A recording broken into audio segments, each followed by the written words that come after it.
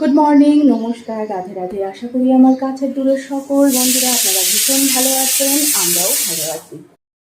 ঘুম থেকে যদি একটু সকাল সকাল ওঠা যায় তাহলে কিন্তু অনেক কাজ একদম তাড়াতাড়ি করে গুছিয়ে নেওয়া যায়, না হলে কিন্তু এই কাজগুলোই যেন মনে হয় সারাদিন ধরে আমরা করতেই থাকি। আর একটু যদি কষ্ট করে একটু অভ্যাসে পরিণত করে নেওয়া যায় নিজেকে এই সকালবেলায় ওঠা, তাহলে কিন্তু যখন আমরা ওই 8টার সময় যদি ঘুম থেকে ওঠার অভ্যেস থাকে তাহলে 8টার মধ্যে কিন্তু সব কাজ কমপ্লিট হয়ে যায়। এই যে যেমন আমার পুরো রান্না কিন্তু এখন কমপ্লিট। এদিকে আমার সব মেশানো একটা তরকারি, ডাল, একটু আমের চাটনি করেছি, যা যা রান্না করেছি এদিকে কিন্তু কমপ্লিট। আর ওদিকে ছেলেকে কিন্তু একটু পড়তে বসিয়ে দিয়েছি, কারণ এই যে এখন 1 মাস বাদে হচ্ছে ওদের পরীক্ষা। তো এই ফার্স্ট টার্ম এক্সামের আগে তো এখন পড়াশোনাটা একটু হলেও বেড়ে গেছে, আর এটা তো আরো কয়েকদিন বাদে আরো বেড়ে যাবে। আর আমি এদিকটা তাড়াতাড়ি করে আবার আমাকে রেডি করতে হবে ছেলের টিফিন, কারণ কি এখন ছেলের স্কুলে না অনেকটা সময় থাকতে হয়। আর যদি পেট ভরে খাবারটা ঠিকঠাক না দেওয়া যায় তাহলে ও কি করে এনার্জি পাবে সারাটা দিনের। তাই আমি চেষ্টা করি একটু পেট ভর্তি ওর পছন্দের কোনো খাবার, কিন্তু আমি অবশ্যই চেষ্টা করি সেটা যাতে হেলদি হয়।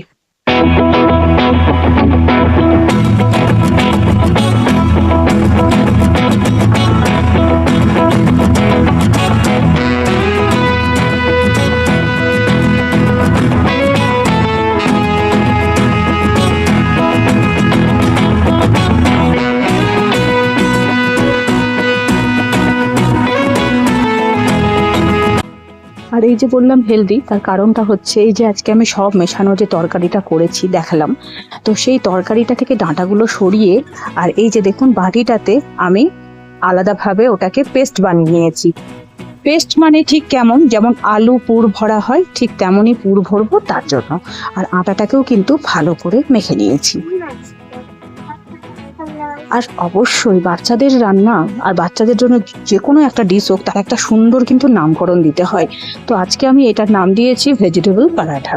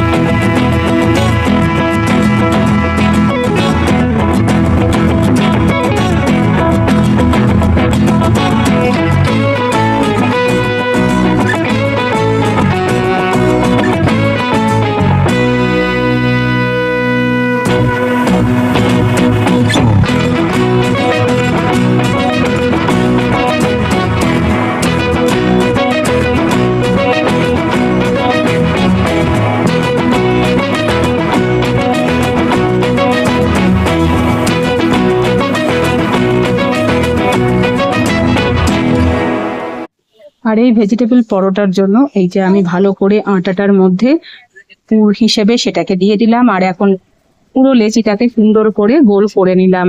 আর এই যে দেখুন লেচিটা কি সুন্দর গোল হয়েছে, আর বাচ্চারা কিন্তু নাম শুনেই আকৃষ্ট হয়ে যায়। আর এটা এত সুন্দর টেস্টি হয়েছিল যে কি বলবো, আমার ছেলে তো খুব ভালো লেগেছে। আর যেহেতু অনেকটা সময়ের ব্যাপার, একটু পেট ভরেও গেল, পুষ্টিও ঢুকে গেল, একই কিনে অনেকগুলো পাখি একসাথে মারা হয়ে গেল, তাই না?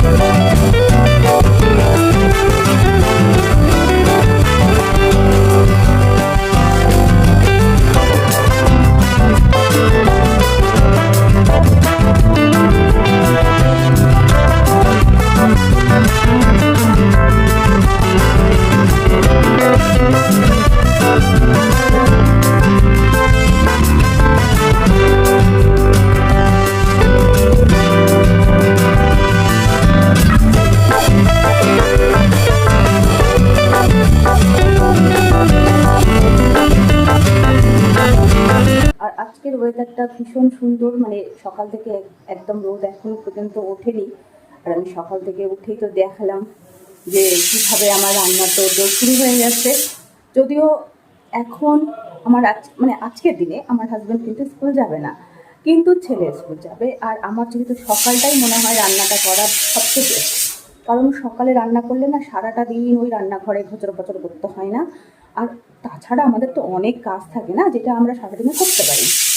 তো আমি ওই জন্য একদম তোড়জোড় করে রান্না শুরু করে দিয়েছি, সেটা তো আপনাদের সাথে শেয়ার করলাম। আর এখন চলছে কিছু আরও বাকি আছে, দেখলেন তো যে ছেলের ওই আলু পরোটা, ভেজ পরোটা বলা যেতে পারে। তো আমরা মারা না সব রকমের জোগাড় লাগিয়েই ফেলি যে বাচ্চাদের পেটে একটু আমাদেরকে প্রোটিনটা ঢোকাতে হবে। তো সেটা আপনাদের সাথে আজকে শেয়ার করলাম যে কীভাবে আমি সেই চালাকিটা করেছি ছেলের সাথে। তো এখন আমি একটু পরোটাটা ভাজবো আর একটু আমাদের জন্য ঘুগনি করবো, কারণ আজকে হাজব্যান্ড আছে বাড়িতে, আর একটু ঘুগনি মুড়ি হবে আমাদের টিফিনে। তাহলে চলুন বাকি ভিডিও আবার আপনাদের সাথে শেয়ার করি।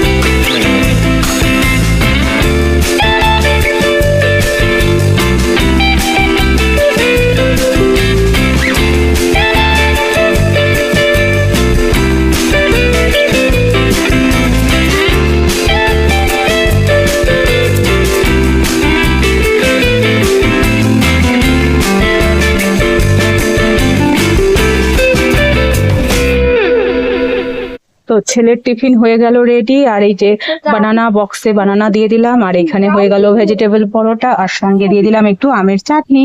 তো সব মিলিয়ে জমজমাট একটা টিফিন রেডি। আর এবার আমাদের জন্য তো কিছু বানাতে হবে, আর আমাদের জন্য বানাচ্ছি ঘুগনি, তবুও কিন্তু বিনা তেলের, একদমই বিনা তেলের, এক ফোঁটাও বিনা, একদমই কোনো তেল না দিয়ে বানিয়ে নিলাম আমাদের জন্য ঘুগনি।